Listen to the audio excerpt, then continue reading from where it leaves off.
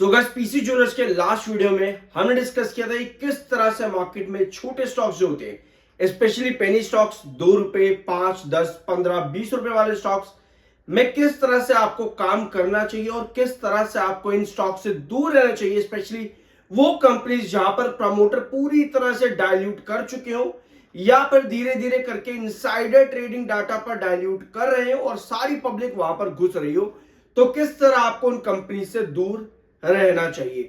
और साथ में फाइनेंशियल फंडामेंटल, कंपनी का टैक्स परसेंटेज, डिफर्ड टैक्स, ये सभी चीज हमने पीसी ज्वेलर्स को एग्जांपल रखते हुए डिस्कस करी थी और साथ में कुछ और स्टॉक्स भी कंपेयर किए थे। जरूर देखना ताकि आप पेनी स्टॉक्स में हमेशा अलर्ट रहो, वरना फिर क्या होता है, लोग इन उम्मीद में कि भैया छोटा शेयर है, ज्यादा लगा देंगे तो ज्यादा बड़ा रिटर्न मिल जाएगा, उस चक्कर के अंदर ना लोग फंसे रह जाते हैं सालों साल, कभी 10 साल, कभी 15 साल, तो एट द एंड कुछ भी नहीं मिलता इन्वेस्टर्स को। तो हमेशा इन पॉइंट्स को मद्देनजर रख करके ही कोई भी डिसीजन लिया करो, अदरवाइज अपने खुद के ही पैर पे कुल्हाड़ी मारने वाली बात हो जाती है। ये सभी पॉइंट्स डिस्कस कर रहे थे पिछले वीडियो में। आज के वीडियो में डिस्कस करेंगे कुछ और इंपॉर्टेंट पॉइंट्स। वीडियो को एंड तक देखना और सब्सक्राइब जरूर कर देना।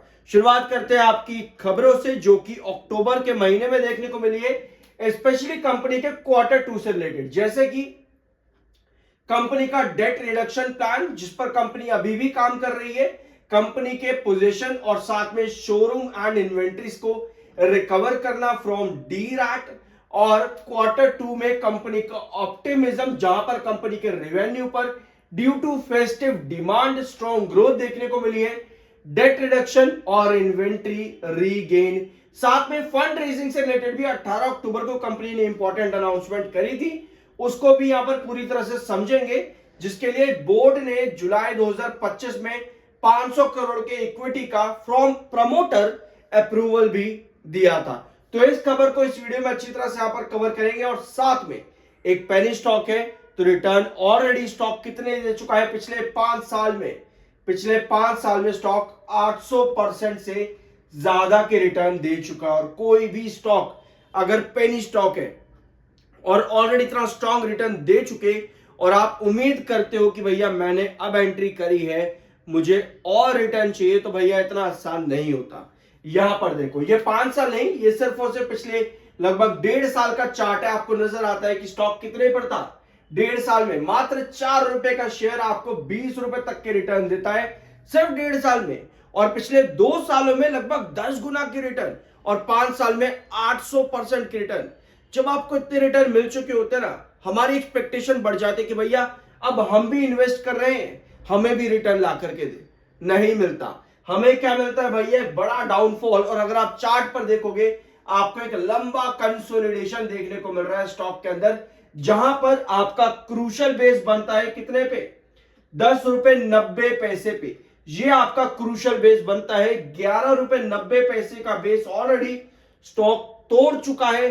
अगर आपको यहां पर रिकवरी चाहिए बिना 11.90 से वापस, जो कि ऑलरेडी टूट चुका है, और 11.42 पर आप काम कर रहे हो, तो आपको कुछ इस तरह की पोजीशन चाहिए होगी।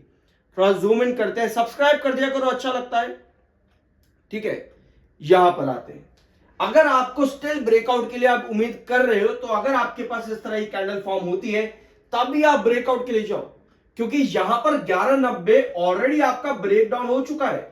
यानी कि यहां से अगर और करेक्शन आती है तो आप 10.90 पर आ जाओगे, जो कि लॉन्ग टर्म चार्ट में इसका एक कंसोलिडेशन बेस है 10.90 का। तो अगर आपके पास इस तरह की कैंडल नहीं आती 11.90 पे वापस, तो बिल्कुल अवॉइड करना। यहां पर आपको ब्रेकआउट शायद अभी और देखने को ना मिले, ठीक है। अब डिस्कस करते हैं क्या फंड रेज के रिलेटेड अपडेट है कंपनी की। सब्सक्राइब कर देना, वी आर NISM 7 सर्टिफाइड। एक बार टेक्निकल भी देख लेते हैं, ठीक है।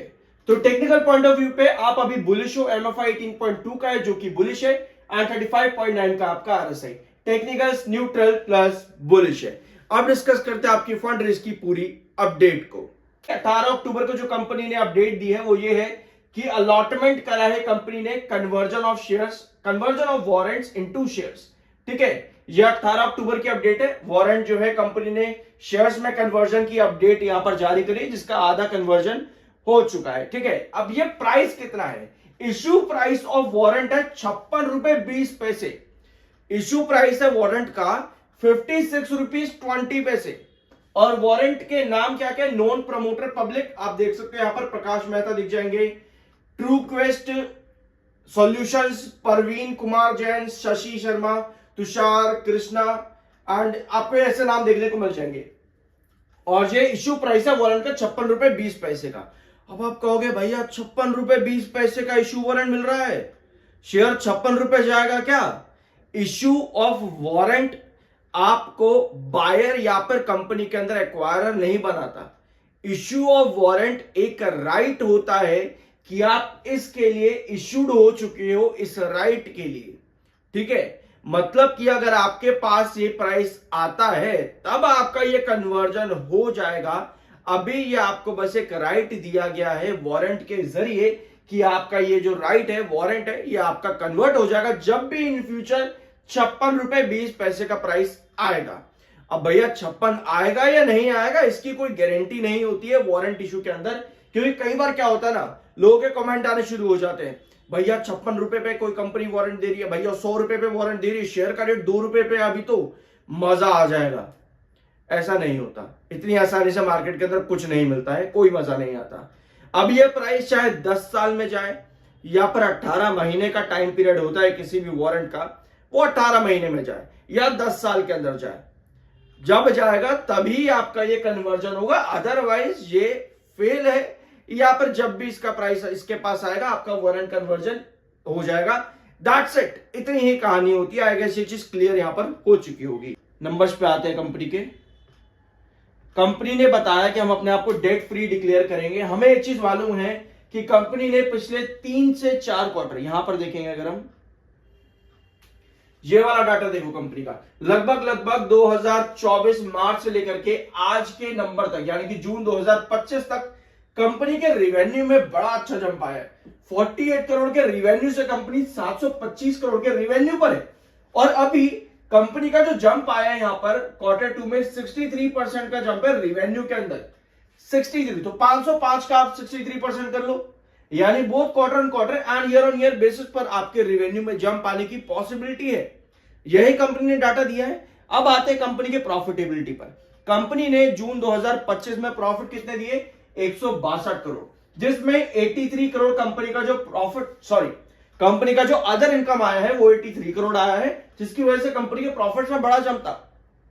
बट कई बार ऐसा होता है कि कंपनी अदर इनकम जनरेट नहीं कर रही है, ठीक है, अदर इनकम कंपनी जनरेट नहीं कर रही है, तो ऐसी कंडीशन में सितंबर क्वार्टर में अगर अदर इनकम नहीं कंपनी की आती है तो क्वार्टर ऑन क्वार्टर कंपनी की प्रॉफिटेबिलिटी में ड्रॉप देखने को मिल सकता है क्वार्टर ऑन क्वार्टर बेसिस पर। Whereas year on year basis पर अगर हम देखेंगे तो कंपनी के प्रॉफिट से सितंबर 2024 में 179 करोड़, क्योंकि यहां पर भी कंपनी की अदर इनकम 44 करोड़ की आई थी। तो ऐसी कंडीशन पे अगर अदर इनकम कंपनी इस बार लूज कर जाती है तो कंपनी की profitability both quarter on quarter and year on year basis पर भी ड्रॉप कर जाएगी। तो ये कुछ पॉसिबिलिटीज है कंपनी के अदर इनकम और प्रॉफिट्स के बीच में एक बड़ा डिफरेंस मेजर देखने को मिलता है। अगर यही डिफरेंस इस बार आ जाता है तो शायद हमको चीजें थोड़ी सी बिगड़ती देखने को मिले, बट जब बात आती है लॉन्ग टर्म पर्सपेक्टिव की, कंपनी को रेगुलर नंबर्स अच्छे देने जरूरी है। बाय सर की कोई रिकमेंडेशन नहीं। आई होप कि वीडियो आपको पसंद आया होगा। मिलता है अगले वीडियो में।